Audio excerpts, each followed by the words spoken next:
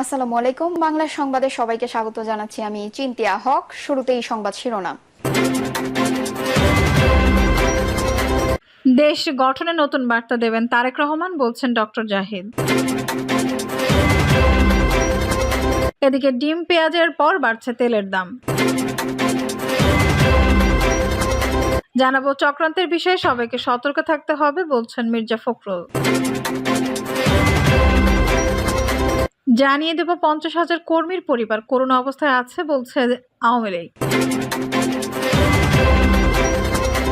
এবং সর্বশেষ জানাবো বঙ্গোপসাগরের ট্রলারডুবিতে এক জেলের মৃত্যু, নিখোঁজ 3। দর্শক শুনছিলেন সংবাদ শিরোনাম, এখন বিস্তারিত। দেশ গঠনে নতুন বার্তা দেবেন তারেক রহমান, বলছেন ডক্টর জাহিদ।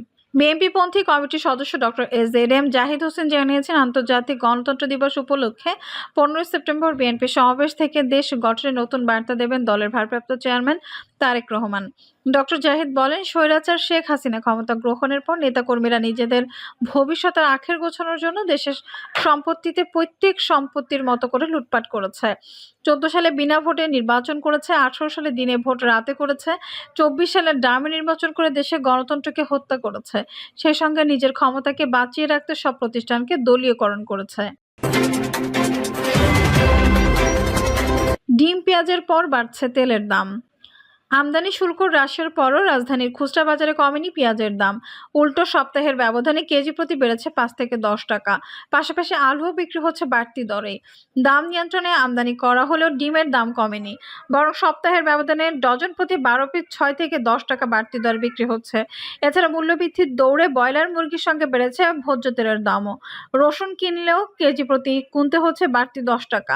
বিক্রেতারা জানান, খুচরা বাজারে প্রতি কেজি দেশি পেঁয়াজ বিক্রি হচ্ছে 110 থেকে 120 টাকা, যা 7 দিন আগে 105 থেকে 115 টাকা ছিল।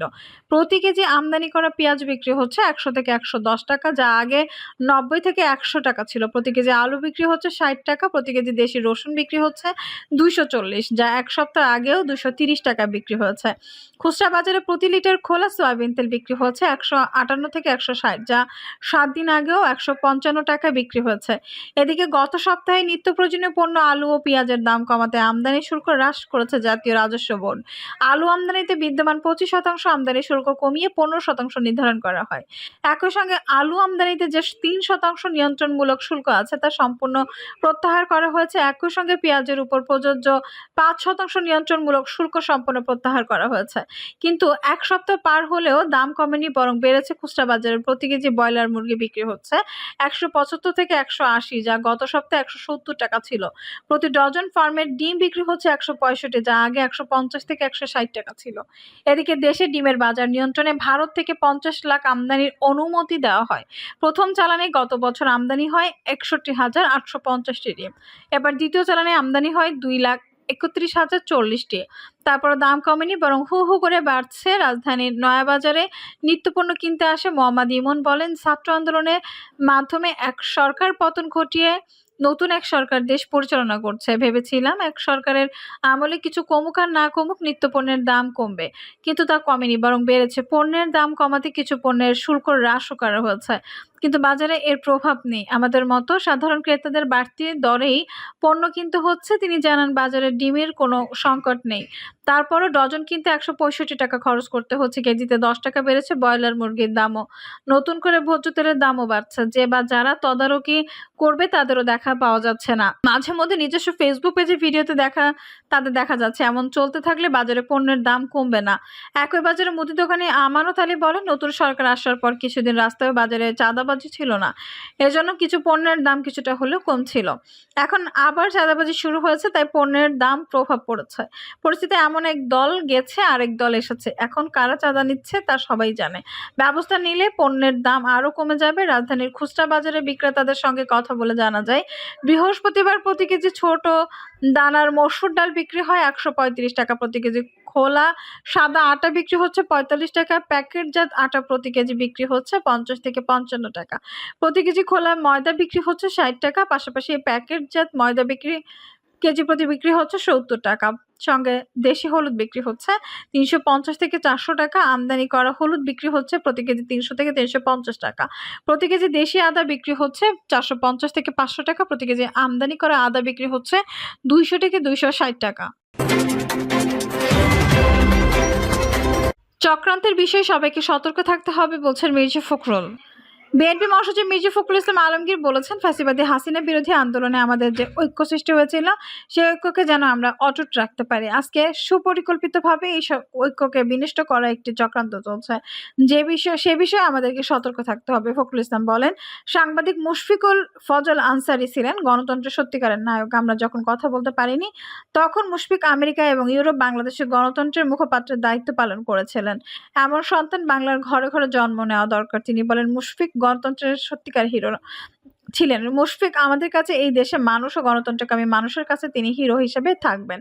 আমরা যখন দেশে অত্যাচার নির্যাতনের মুখে কথা বলতে পারছিলাম না, তখন মুশফিক গণতন্ত্রকামী মানুষের পক্ষ থেকে বাংলাদেশে হয়ে বহির্বিশ্বে কণ্ঠ উচ্চকিত করেছেন। নিঃসন্দেহে তিনি মানুষের কাছে হিরো হয়ে থাকবেন। তিনি আরো বলেন, মুশফিক ও তার সঙ্গীরা ফ্যাসিবাদী হাসিনার অত্যাচার ও নির্যাতনের কারণে দেশে থাকতে পারেনি। তারা লড়াই করেছেন বাইরে গিয়ে, আর আমরা দেশের ভেতর থেকে ফ্যাসিবাদের বিরুদ্ধে লড়াই করেছি এবং বিজয় অর্জন করেছি। ছাত্র জনতার অভূতপূর্ব গণ অভ্যুত্থানের মধ্য দিয়ে এই বিজয় তখনই সুসংহত হতে যদি আমরা এটাকে ধরে রাখতে পারি, আমাদের যে ঐক্য সৃষ্টি হয়েছিল সেই ঐক্যকে যদি আমরা অটুট রাখতে পারি, আজকে সুপরিকল্পিতভাবে সেই ঐক্যকে বিনষ্ট করার একটি চক্রান্ত চলছে। সে বিষয়ে আমাদেরকে সতর্ক থাকতে হবে। এখানে কোনো ব্যক্তি, কোনো গোষ্ঠী, কোনো দল এই মিশনকে সামনে এনে গোটা বাংলাদেশে যে সম্ভাবনা সৃষ্টি হয়েছে তা কেউ নস্যাৎ করতে না পারে, এজন্য সবাইকে সতর্ক থাকার আহ্বান জানান তিনি। ৫০,০০০ কর্মীর পরিবার করুণ অবস্থায় আছে বলছে আওয়ামী লীগ। তৃণমূলের প্রায় ৫০,০০০ কর্মী করুণ অবস্থায় আছে। তারা তাদের পরিবারগুলোকে বাঁচাতে অনুরোধ করেছেন। কর্মীদের অনেকেই মামলা, হামলা ও গ্রেপ্তারের কারণে বাড়িতেও অবস্থান করতে পারছেন না। আওয়ামী লীগ ও সহযোগী সংগঠনের নেতাকর্মী ও সমর্থকের জন্য জরুরি তথ্য জানিয়ে পোস্টে লেখা হয়েছে, সারা দেশ থেকে অনলাইনেই জুলাই, আগস্ট পুরো মাস এবং চলতি মাস সেপ্টেম্বর মাসে আওয়ামী লীগের নেতাকর্মীদের উপর হামলা, গণহত্যা, লুটপাট ও অগ্নিসংযোগ ও ভাঙচুরের তথ্য আমরা সংগ্রহ করেছি, যা এখনো চলমান। দেশের প্রতিটি জেলা, মহানগর, উপজেলা, ইউনিয়নে এমনকি কয়েক হাজার ওয়ার্ড পর্যায়েও হামলা হয়েছে। আওয়ামী লীগ ও সহযোগী সংগঠনের নেতাকর্মীদের উপর আমাদের সবকিছু লুট করেছে বিএনপি, জামায়াতের সন্ত্রাসীরা।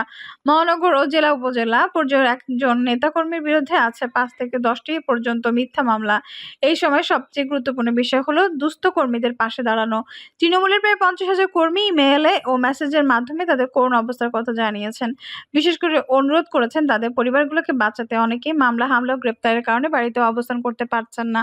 দেশে বা প্রবাসে থেকে যারা দুস্থ নেতাকর্মীদের পাশে দাঁড়াতে চান, ইমেইল বা হোয়াটসঅ্যাপে যোগাযোগ করবেন, আপনার কাছে আমার তথ্য সরবরাহ করব। পোস্ট আরও লেখা হয়, দেশে বা প্রবাসে থেকে যারা নিজ নিজ এলাকায় কর্মীদেরকে সহযোগিতা করছেন তাদেরকে অসংখ্য ধন্যবাদ।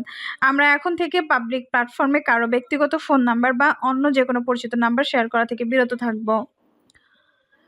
দর্শক, এই ছিল এখনকার সর্বশেষ সংবাদ। নিউজটি ভালো লাগলে অবশ্যই একটু লাইক দিন, কমেন্টে আপনার মূল্যবান মতামত জানান। সবসময় আমাদের পাশে থাকতে সাবস্ক্রাইব করে বেল বাটনটি অন করে রাখুন। ধন্যবাদ।